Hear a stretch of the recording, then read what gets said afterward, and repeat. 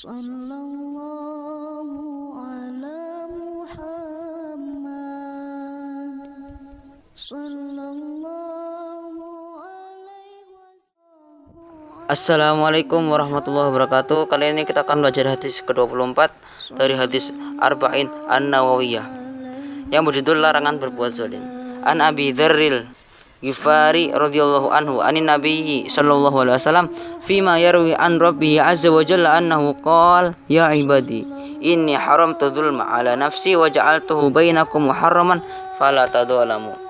Ya ibadi kullukum dhallun illa ma hadaituhu fastahduni ahdikum. Ya ibadi kullukum ja'i'un illa man at'amtuhu fastat'imuni ut'imkum. Ya ibadi kullukum arin illa man kasautuhu fastaksuni aksukum. Ya ibadi innakum tukhti'una bil laili wan nahari wa ana aghfiru dzunuba jami'a fastaghfiruni aghfir lakum. Ya ibadi innakum lan tablughu durri fatadurruni wa lan tablughu naf'i fatanfa'uni. Ya ibadi law anna awwalakum wa akhirakum wa insakum wa jinnakum kanu ala atqa qalbi rajulin wahidin minkum ma zada dzalika fi mulki syai'a. Ya ibadi law anna awwalakum wa akhirakum wa insakum wa jinnakum kanu ala afjari qalbi wahidin minkum ma naqasa dzalika min mulki syai'a. Ya ibadi law anna awwalakum wa akhirakum wa insakum wa jinnakum qamu fi sa'idin wahidin fa'sa'aluni fa'ataitu kulla wahidin mas'alatahu ma naqasa dzalika mimma indi illa kama yanqusul mikhyatu ida udkhilal bahra. Ya ibadi innama hiya a'malukum uhsiha lakum summa uwaffikum iyyaha faman wajada khairan falyahmidillah wa man wajada ghayra dzalika fala yalumanna illa nafsahu. Rawahu Muslim. Dari Abu Dzar Al-Ghifari berkata, Rabbi mensabdakan firman Allah Subhanahu wa taala, wahai hambaku, sungguhnya aku telah mengharapkan kezaliman kepada diriku dan aku menjadikan kezaliman itu haram antara kalian. Karena itu jangan saling menzalimi. Wahai hambaku, kalian semua tersesat kecuali yang kuberi petunjuk. Karena itu mintalah petunjuk kepadaku, pasti ku beri petunjuk. Wahai hambaku, kalian semua lapar kecuali yang kuberi makan. Karena itu mintalah makan kepadaku, pasti kuberi makan. Wahai hambaku, kalian semua telanjang kecuali yang kuberi pakaian. Karena itu mintalah pakaian kepadaku, pasti kuberi pakaian. Wahai hambaku, sesungguhnya kalian semua berbuat salah di malam dan dalam siang hari, sedangkan aku mengampuni semua dosa. Karena itu mohonlah ampun kepadaku, pasti ku ampuni. Wahai hambaku, kalian tidak akan menjaga kemudaratanku.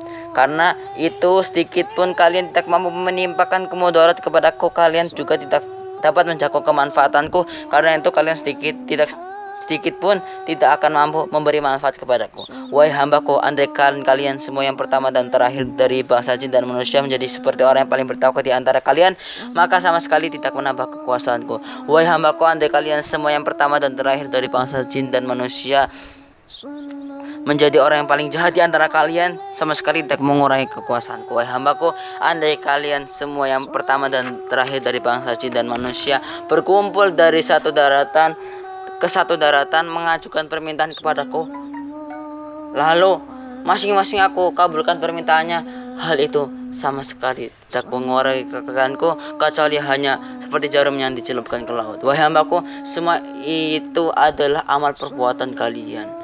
Aku hitung, lalu aku beri balasan. Karena itu, barang siapa mendapatkan kebaikan, maka hendaklah memuji Allah. Barang siapa mendapatkan selain itu atau keburukan, hendaklah tidak mencela kecuali dirinya sendiri. Hadis riwayat Muslim. Urgensi hadisnya, ini adalah hadis qudsi yang penuh berkah dan sangat penting, yang mencakup dasar-dasar fundamental dalam Islam dan berbagai masalah furu' serta adab-adabnya. Fikih hadis. Yang pertama adalah definisi hadis. Hadis qudsi adalah hadis yang diriwayatkan Rasulullah dari Allah melalui Jibril, wahyu, ilham ataupun mimpi. Redaksionalnya diserahkan kepada Nabi. Dari definisi hadis tersebut bisa kita ketahui perbedaan antara Al-Quran dan hadis qudsi. Pertama, Al-Quran adalah mukjizat baik lafaz maupun arti, sedangkan hadis qudsi bukanlah mukjizat. Al-Quran sah dibaca dalam salat, sedangkan hadis qudsi tidak. Mengingkari Al-Quran dihukum kafir, sedangkan mengingkari hadis qudsi dihukum fasik. Al-Quran baik lafaz maupun makna dari Allah, sedangkan hadis qudsi hanya maknanya saja dari Allah, sedangkan lafaznya dari Nabi. Muhammad Sallallahu Alaihi Wasallam. Al-Quran tidak boleh direwayatkan dengan maknanya saja, sedangkan hadis qudsi boleh. Al-Quran tidak boleh disentuh oleh orang yang berhadas, tidak suci, sedangkan hadis qudsi tidak ada syarat bersuci bagi orang yang menyentuhnya. Orang yang junub tidak boleh membaca Al-Quran atau membawa Al-Quran, sedangkan hadis qudsi diperbolehkan membaca atau membawa. Barang siapa yang membaca satu huruf Al-Quran, maka ia mendapatkan 10 kebaikan, sedangkan sekedar membaca hadis qudsi tidak berpahala. Jual beli Al-Quran hukumnya haram menurut pendapat Imam Ahmad, ataupun makruh menurut mazhab Syafi'i. Sedangkan jual beli hadis qudsi tidak makruh apalagi haram. Allah mengharamkan kezaliman atas dirinya. Allah juga melarang hambanya berbuat zalim. Allah juga, karena itu janganlah saling menzalimi di antara mereka kalian.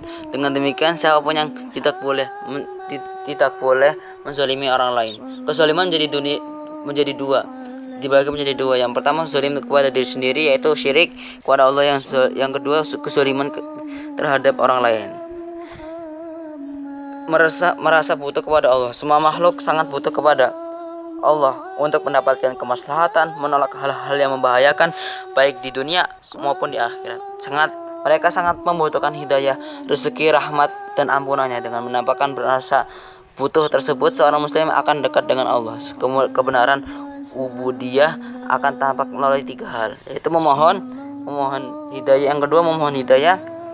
Yang ketiga taat secara total, yaitu dengan menaati semua perintah Allah dan menjauhi semua larangannya. Semoga bermanfaat. Hadisnya ada dalam deskripsi. Wassalamualaikum warahmatullahi wabarakatuh. Sallallahu alaihi wasallam. Sallallahu ala Muhammad. Sallallahu